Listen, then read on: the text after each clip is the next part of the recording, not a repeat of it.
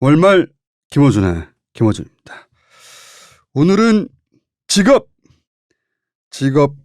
이야기입니다. 지금 현재 직업이 내 유일한 직업일까? 이제 그런 시대가 아니죠. 그래서 오늘은 귀농편 3분 모셨습니다. 자연방사 유정란 농장을 운영하시는 손다원 씨. 반갑습니다. 아스파라거스 농장을 운영하시는 김용성 씨. 네, 안녕하세요. 아쿠아포닉스 농장을 운영하시는 박장성 씨 나오셨습니다. 네, 안녕하십니까. 자, 30대 중반 3분의 농장주를 저희가 모셨는데 3분의 공통점은 부모를 이은 후계농이 아니고 아무런 연고도 없이 무대포로 근본 없이 시작한 양반들이라는 거예요. 근본이 없죠, 저희는. 네. 부모님들이 관련 업종을 하신 게 아니잖아요. 농사 짓거나, 그죠? 네, 그렇습니다. 제가 농부 1호입니다. 저희 집안의 농부 1호들 아니야, 지금. 네, 가문의 1호들입니다, 지금. 게다가 지금 처음 입을 여신 손다원 씨는 네. 다른 두 분은 기농 3년 차인데 손다원 씨는 기농 16년 차예요. 짬밥이 다르네. 기농 16년 차는 기농이 아니잖아. 이거 신농 아니야, 신농 그냥. 원주민이라고 봐도 무방할 것 같은데요. 10대 후반에 그냥 시작해버린 거 아니에요, 그죠? 16년 차. 그래서 얘는 손다원 씨 얘기로부터 시작해봐야 되겠어요. 몇 살 때 시작한 거예요? 제 나이 19살. 19살에 겨울 방학 때. 집안이 양계장을 하는 것도 아닌데 전혀 아니고요. 겨울 방학 때 네. 와, 원래 고등학교 3학년 되면 누구나 그러듯이 여러 가지 진로를 고민하잖아요. 그쵸. 진로 고민해서 저도 당연히 어느 대 어느 학과를 갈까 계속 그런 것만 알아보고 있었는데 네. 가족들이 우연히 텔레비전을 같이 시청을 했거든요. 우연히 텔레비전 네네. 시청하다가 근데 거기서 닭을 키우는 자연 농업식으로 키우는 걸 우연히 보게 됐어요. TV에 닭이야 많이 나오지. 근데 그 시절은 15년 전이니까 아직 유기농 계란이나 이렇게 자연 농업에 관한 그런 인식이 별로 지금만큼 많지가 않을 때였거든요. 그래서 저도 처음 봤어요. 아, 자연 농업식으로도 닭을 키울 수 있구나. 자연 방사로 예, 예, 닭을 예. 키우는 걸 TV에서 우연히 봤어요. 그렇죠. 오, 저렇게도 닭을 키우는구나. 거기서 끝나야지 근데. 끝나야죠. 저도 와, 멋있다 하고 끝났는데 네. 갑자기 저희 아버지께서 다 보고 나시더니 다원아 닭 한번 키워봐라 너. 너무 잘 어울릴 것 같아 너랑. 원래 닭을 좋아하셨나 봐요. 근데 제가 제일 세상에서 아버지- 제일 싫어하는 게 닭이거든요. 왜? 유치원 때 저희 유치원에서 닭을 몇 마리 키웠는데 제가 하원하던 시간에 탈출을 한 거예요. 그래서 계속 꼬꼬하면서 쫓아오니까 너무 무서워가지고 이게 어릴 때니까 얼마나 커 보이겠어요. 그래서 오지마 감 지르다가 돌을 던졌는데 그게 하필 맞았어. 닭이 피를 흘리면서 이렇게 쫓아오는 게 트라우마가 돼가지고 그 뒤로도 저는 참 닭이 있다 그러면 어. 가던 길도 멈추고 돌아갈 정도로. 참 희귀한 경험인데. 지금도 닭이 무섭습니다. 아니 5살짜리 돌 들어서 닭대가리 맞추기 힘들거든요. 피가 나가지고 막 흘리더라고요. 그래서 아버지가 TV 보다가 야 다원아 닭 좀 키워볼래. 그것도 받아들인 게 더 신기해요. 제가 0.1초도 고민 안 하고 싫다 그랬죠. 그래 닭이 어우, 싫으니까. 대학 가야지 무슨 그렇지, 닭이냐고. 왜 닭이야? 싫다 그랬더니 앞으로 한 10년만 있어봐라. 대학 학벌 다 소용없고 이제 자기 사업하는 게 장땡이다. 이렇게 얘기를 해주시더라고요. 아버님이 성격이- 신용을 당하신 건데 그러니까요. 보니까.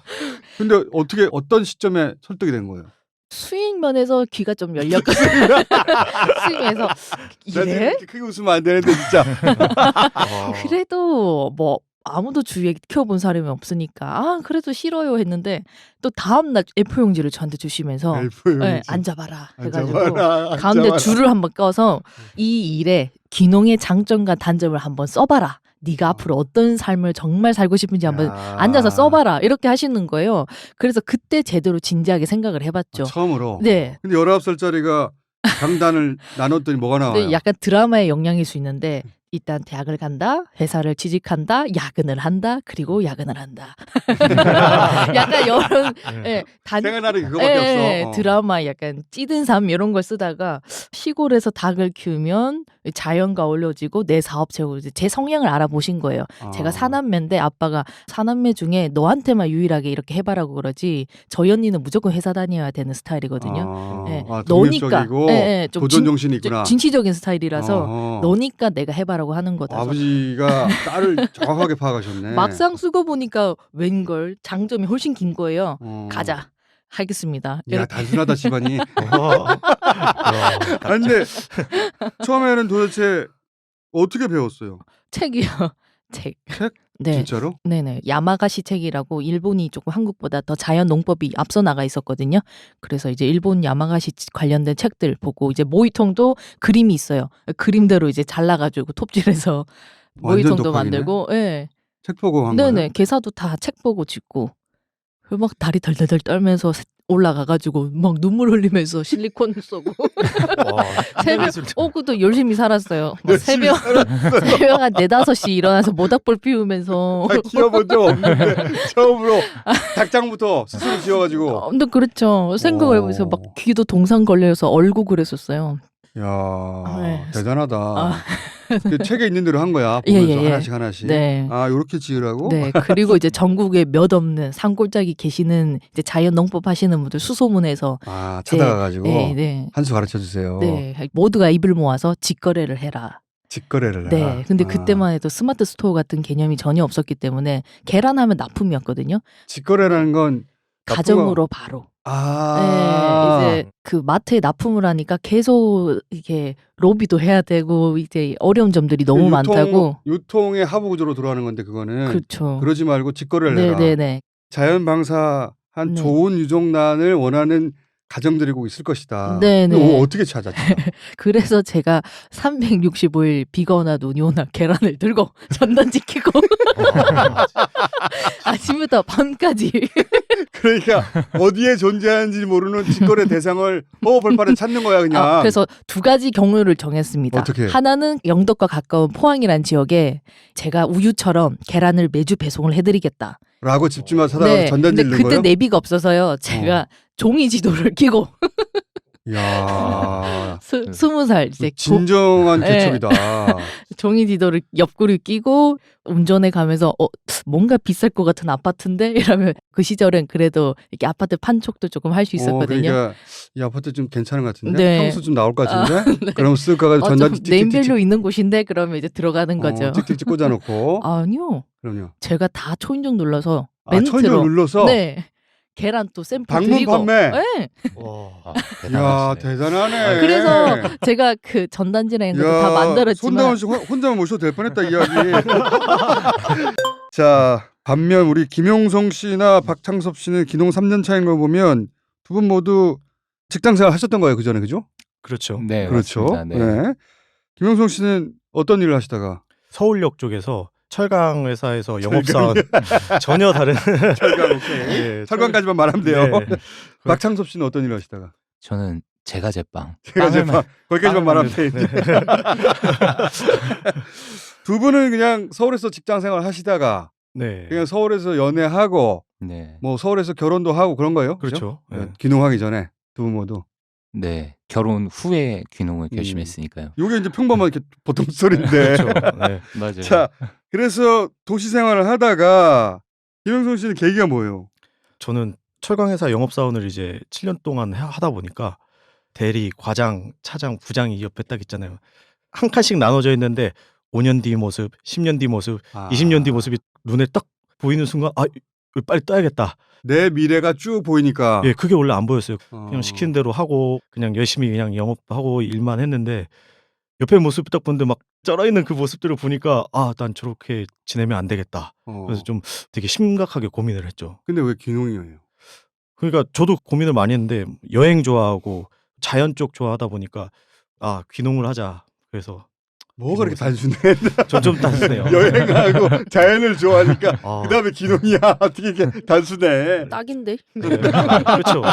하긴 뭐 텔레비전 보다가 닭 한 번 보고 정했는데 고민을 많이 한다고 정답이 나오는 건 아니야. 그렇죠. 네. 자기가 타고난 직관대로 가야 되는 거야. 맞아요. 딱 예? 한 번에 쭉 꽂히니까 이제 그때 당시에 정부에서 막 스마트팜을 막 지원해 준다, 막 육성해 준다, 막 그런 이제 사업들을 많이 벌였었어요. 그래서 그럼 나도 귀농을 하되 좀 다르게 가자. 그러면 아스파라거스라는 품종도 네. 처음부터 정한 거예요? 어떻게 정하는 거예요? 전국에서 이제 뭐 스마트팜 보육사업에서 청년들을 어. 일기생을 처음으로 뽑았어요. 정부에서. 청년 귀농 네. 대상 프로그램을 네. 3년 전쯤에 있었어. 국내에서 처음으로 한 거예요, 그거를. 네. 그게 국내 처음이었구나. 네, 근데 거기를 지원했는데 합격을 하면서 스마트팜 교육을 받다가 기본 시드머니가 없으면은 어려운 것들이 좀 많더라고요. 네. 그래서 전국에 있는 이제 지자체 귀농 교육을 막 돌아다녔어요. 한 1년 반 돌아다녔어요. 막 1박 2일짜리도 있고 6개월 체류형도 있었고. 처음에 스마트팜 교육을 받고 네. 스마트팜을 바로 하려고 하니까 비용이 너무 많이 들어. 네. 그래서 나한테 맞는 걸 찾기 위해서 전국 귀농 교육을 또 받기 시작했어. 네네네. 제가 지리산을 되게 좋아해요. 둘레길은 거의 매년 가고 거기 자연 환경이 너무 좋거든요. 근데 너무 멀더라고요.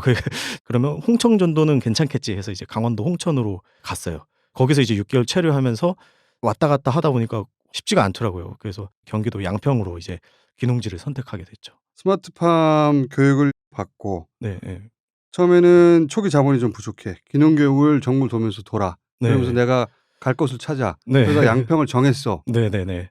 이제 지역을 정한 거예요. 네. 그다음 단계는 어떻게 한 거예요? 원래 귀농할 때 가장 사람들이 많이 고민하는 게 지역이냐 작물이냐거든요. 결국에는. 저는 이제 지역을 정했잖아요. 근데 작물을 정해야 되다 보니까 이제 양평에서 산나물, 수박, 부추 이렇게 몇 개가 있어요. 지역을 정하면 그 지역에 네. 적합한 작물이 그 다음에 따라오는구나. 네, 맞아요. 근데 아스파라거스가 특산물도 아닌데 그때 막 양평에서 아스파라거스 키워주겠다 막 그래가지고 먹어보지도 않고 이제 사업을 시작한 거예요. 양평군에서 네. 그러니까 프로세스가 그런 거구나.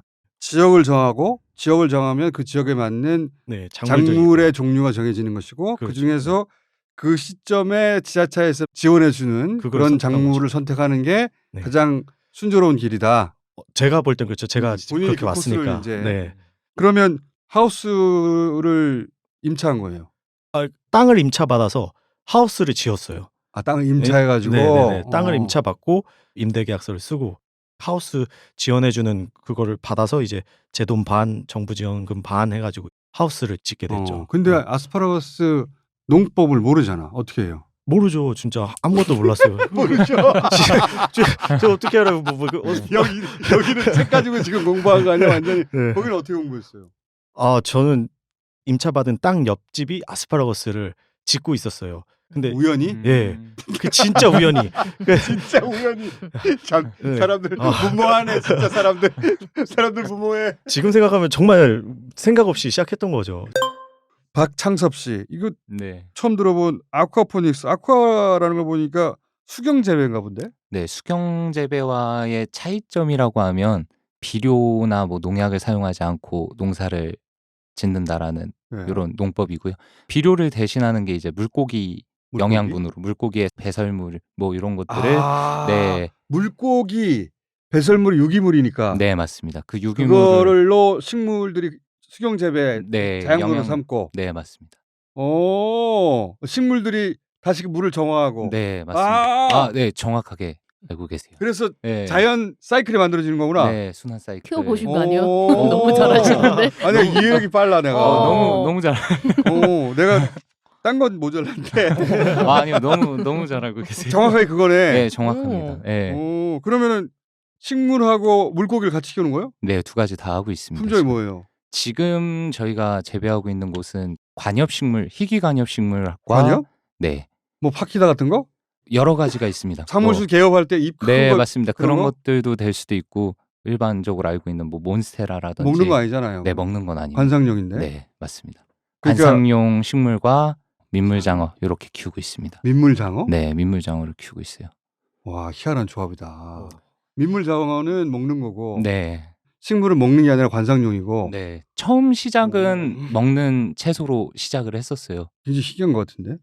이런 방식의 아쿠아포닉스로 수경 재배하고 양식하는 곳이 많이 있어요, 우리나라에? 국내에서는 아직도 생소하고 연구 단계에 계속 진행되고 본인이 있습니다. 몇 번째 정도에 국내에서? 장어로 이렇게 해서 아쿠아포닉스를 하는 거는 제가 처음입니다. 이야.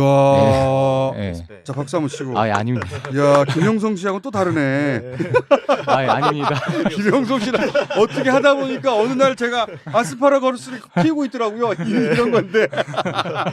우리 박창섭 씨는 그러면 연구를 많이 하신 케이스네. 어떻게 시작한 거예요? 처음에 귀농을 결심하게 된 계기 자체도 와이프랑 연애가 좀 길었었어요. 근데 왜요? 원래 좀 장거리 연애가 이렇게 아 됐었는데 장거리 연애. 네, 저희 아버님 건강 때문에 저는 양평으로 먼저 터전을 내려오게 됐고 오, 두 분 다 양평이네? 네, 예, 같은 우연찮게. 네, 우연찮게 어. 같은 면입니다. 심지어 아, 게다가 구면이죠. 네. 우리 그거 알고 섭외한 거 아닌데. 그러니까 지금 저 와서 깜짝 여기서 놀랐어요. 뵙고 너무 놀랐습니다. 네. 오. 그래서 저는 양평에 지내게 됐었고 와이프는 말 그대로 도시 여자였죠. 도시에서 마찬가지로 제과제빵 뭐 이런 일을 하면서 지내던 도시 여자를 저랑 결혼을 하고 제가 덜커덕 양평으로 이렇게 불러들이게 됐는데 근데 그때까지만 해도 귀농 계획이 있었던 건 귀농이 아니에요? 없었습니다. 그냥 근데 이제 같이 양평에 왔으니 네, 여기서 같이 할 것을 찾아야 되겠다. 가장 중요했었어요. 나이는 젊은데 저희가 어. 이 시골에서 무얼 할 수 있을까? 농가에서 빵 팔 수는 없는 거 아니야. 예, 귀농 또한 자금이 필요한데 그때 당시에 공고를 많이 대대적으로 홍보를 해줬었어요. 그치. 그 시점쯤에 지원금을 청년 귀농. 맞아요. 양평군이 네. 일 잘하네. 청년 귀농. 네. 워낙 이제 이 농업 분야에 젊은 세대가 없다 보니까 청년 귀농을 권장할 때였어, 그죠? 네, 그래 그러면 청년 귀농 한번 도전해 볼까? 여기까지 갔어요. 네, 근데 이제 그 중에서도 아쿠아포닉스로 네. 이거는 본인이 이루라고 했으니까 네. 청년 귀농의 교육 강사들도 모르는 분야일 거 아니야. 많이 어려웠습니다. 허가 절차부터도 해서. 그리고 예. 어떻게 하다가 요 분야를 선택하신 거예요?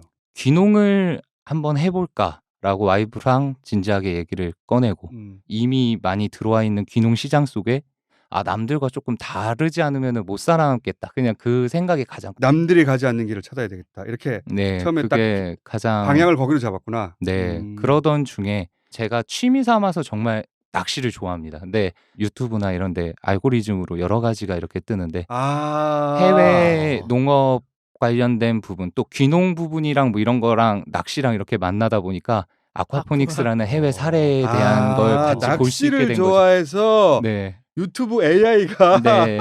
추천해준 링크를 따라가다가 네. 연결돼서 우연찮게 이런 분야가 있어요. 아쿠아포닉스라는 농법이 있어? 네, 맞습니다. 네. 유튜브 AI가 지금 훌륭한 일을 해냈네. 그래서 이런 게 있네 하고 이제 자료를 찾기 시작했어요. 네. 그럼 그래서 처음에는 해외 자료를 베이스로 지금 공부를 네. 하신 거네? 국내에서는 참고할 만한 농장 데이터가 없었어요. 여기도 완전 독학이네. 여기는 이제 10대가 일본 책 가지고 독학한 야마가시. 거, 독학한 것이고 여기는 이제 유튜브 가지고 독학한 거 아니야? 아니 그러면 설비나 이런 것도 다 네. 굉장히 생소한 거 아니에요? 양식장 공사하시는 분한테 아쿠아포닉스 조금씩 구조를 이렇게 설명드리면서 그러니까 원래는 양식하는 분들이 만드는 틀이 있겠죠? 네. 그거를 조금씩 변경하고 네. 순환 사이클을 말 그대로 연결짓고 음. 농작물 재배를 해야 되기 때문에 완전히 개발이네. 그런 제품이 딱 나와 있는 게 아니잖아요. 네, 기성품이 없어요. 야 맨땅 헤딩들이 완전히 개척했네 이것도. 아직도 부족합니다. 영상으로 보고 이렇게 하면은 그렇게 순환되지 않겠어요? 이러면서 네. 아이디어를 실제 적용해보고 만들어보고 네. 시행착오 겪어서 계속 네. 개선하고 그런 거네요. 그래서 작물이 음. 정말 처음에는 엽채류, 허브류 뭐 여러 가지를 저희도 수경 재배로 시작을 했었는데 장어라는 어종은 주변에서 정말 하지 말라 그러. 왜요? 리스크가 너무 크다. 어렵다. 왜냐면 양식하기 어려운 네, 어종이라면. 가장 많이 추천하는 게 붕어, 잉어, 향어, 메기. 키우기 네. 쉬운 거. 예, 어디에 놔도 잘 자라는 어. 그런 잘 지내는 어종을 키워야 식물도 그렇지. 어떤 걸 키워도 같이 잘 자라기 때문에. 근데 근데 장어는 예민한가 보죠? 예민하고 일단 수온 자체가 고수온입니다. 물 온도 자체가 막 27도, 6도, 28도 이렇게 유지되기 때문에 어지간한 식물들은 그 물 온도 자체를 못 버텨요. 예. 그렇지. 물고기를 정하면 물의 온도가 정해지고 네, 맞습니다. 그 물의 온도를 잘 견딜 수 있는 작물이 따라 정해지고 네, 맞습니다. 그런 식이구나. 자, 여기서 이제 시대가 인터넷과 스마트폰의 시대가 됐잖아요. 네. 근데 여러분 다 30대잖아. 그러면 그 이전 세대의 기능하고는 다른 스마트팜의 시대가 열리고 있는 거 아니에요. 네. 그게 네. 지금 하시는 일에 어떻게 접목이 돼요?